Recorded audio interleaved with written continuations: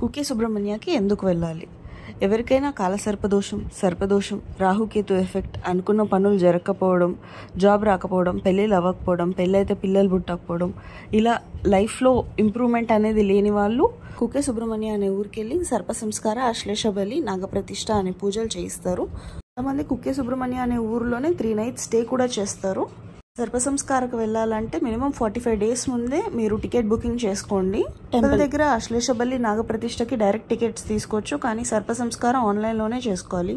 సర్ప సంస్కార పూజ అయిపోయిన రోజు నుంచి lunch, dinner, next day morning breakfast సర్ప సంస్కార యాగశాల పక్కనే ఉన్న సర్ప సంస్కార భోజనశాల దగ్గరే పెడతారు.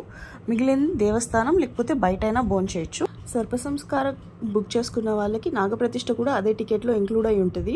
సర్ప సంస్కారం అయిపోయిన తర్వాత డైరెక్ట్లీ ఇంటికే వచ్చేసేయాలి.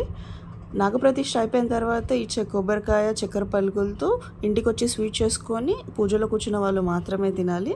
తర్వాత 12 రోజులు ఆనియన్స్, గార్లిక్, ఎలాంటి నాన్ వెజ్ తినొద్దు. Thanks for watching.